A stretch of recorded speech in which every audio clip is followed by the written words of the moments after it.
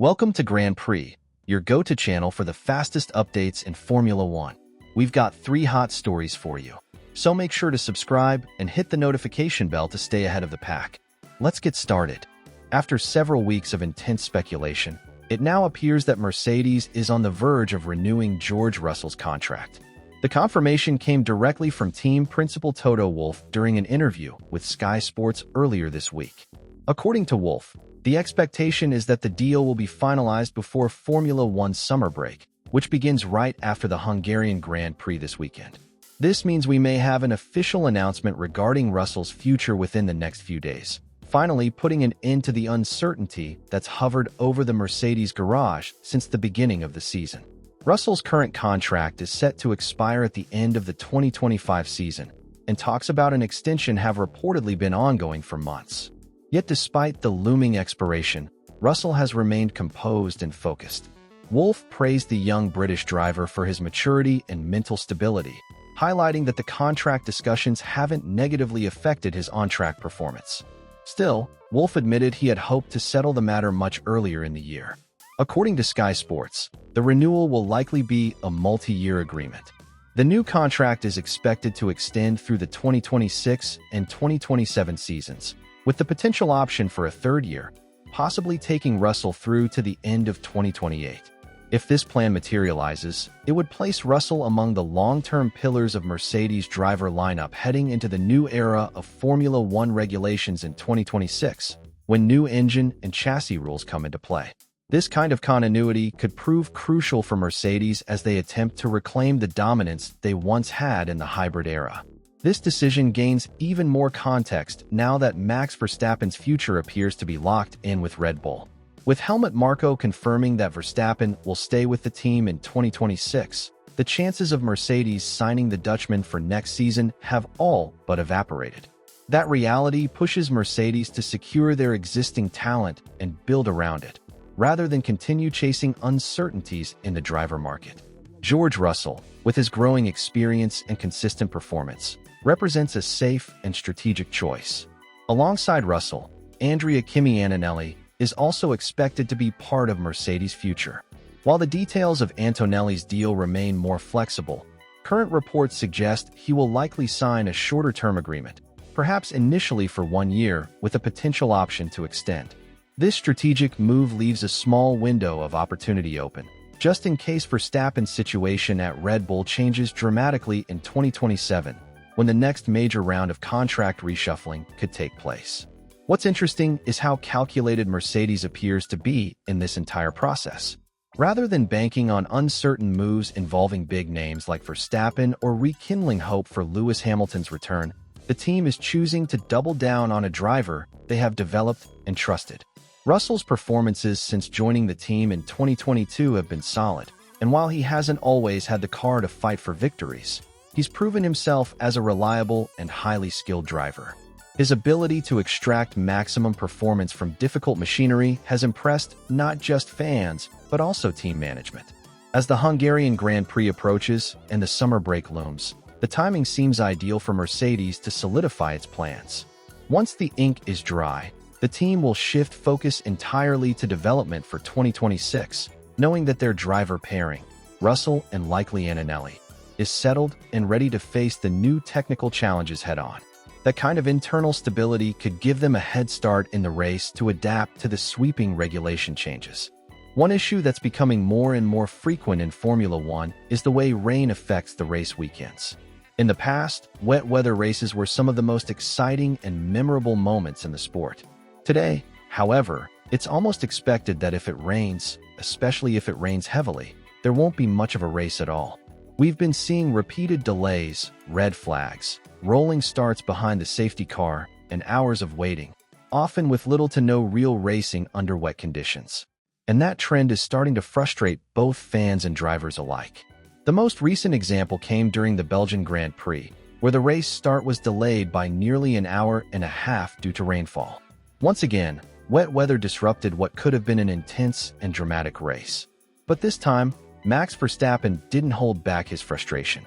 The reigning world champion publicly criticized race control, stating that decisions like this are ruining what used to be legendary wet weather battles in Formula One.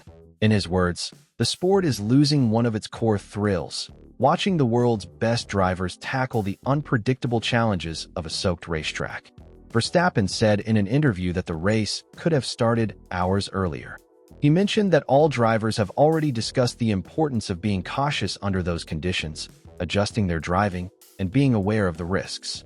But waiting until the track was nearly dry before starting the race was, in his view, an unnecessary delay. According to Max, Formula One needs to make a decision. Either accept that wet races are part of the sport and embrace the challenge, or be honest and admit that they won't race in the rain anymore. He went further by pointing out that exciting wet races are still possible even with the current generation of cars and rules. As proof, he referenced the British Grand Prix from just a few weeks ago, which saw thrilling racing despite varying weather conditions. For Verstappen, the key is not about pushing drivers into dangerous conditions, but trusting their ability to manage the risks and letting the racing happen, even if it's messy and chaotic at times, because that's what makes it real. His comments sparked a wider conversation in the paddock. Several teams and drivers quietly share similar concerns. There's growing dissatisfaction with how Formula One handles rain-affected sessions. The fear is that by becoming overly cautious, the sport is losing some of its raw edge, the very element that made so many past races unforgettable.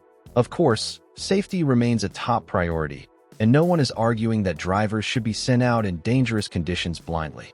But the balance between caution and spectacle is starting to tilt too far in one direction. In the end, this isn't just about one race or one delay.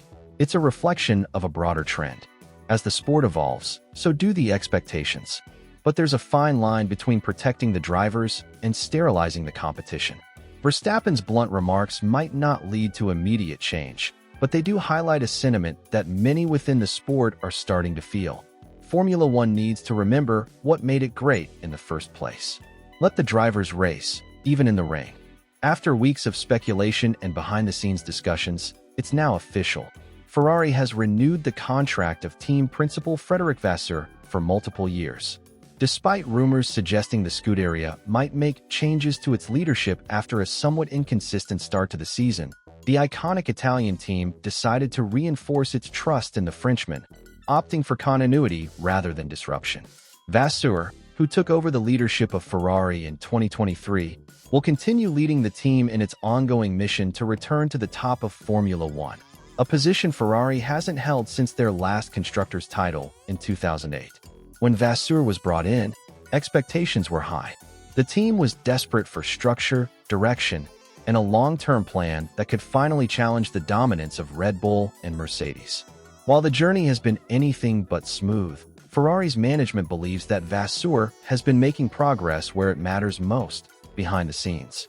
The team is now more organized, the technical department has become more stable, and the long-term vision of competitiveness is becoming clearer. Even without a Grand Prix win so far this season, Ferrari is showing signs of improvement. This year, the arrival of Lewis Hamilton brought a wave of excitement and optimism to Maranello. The British driver, a 7-time world champion, was expected to bring not only his experience, but also a winning mentality that could help guide the team forward. While the results haven't quite met expectations yet, Ferrari has chosen to stay the course.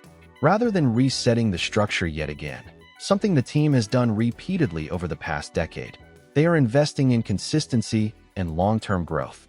In an official statement, Vasseur expressed his gratitude for the contract renewal and reiterated his commitment to Ferrari's goals.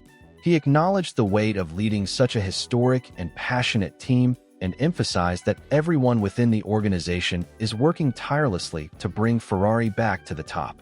He also stated that he is fully aware of the expectations and is determined to deliver results, especially as the 2026 regulation changes approach, which many see as a turning point for the competitive order in Formula One. By choosing to extend Vasseur's stay, Ferrari is signaling that it believes in a patient, structured path to success rather than reactive leadership changes. This move also sends a message to the rest of the paddock. Ferrari is building something with stability, aiming not just for occasional podiums, but for consistent title contention. With Hamilton on board and Charles Leclerc continuing to evolve, the foundation seems to be in place. Now the question is, will the decision to stick with Vasseur prove prove to be the right one? Only time will tell. But one thing is clear, Ferrari is no longer looking for quick fixes. They are betting on vision, stability, and a gradual return to greatness. What do you think? Did Ferrari make the right call by keeping their team principal, or should they have taken a different direction?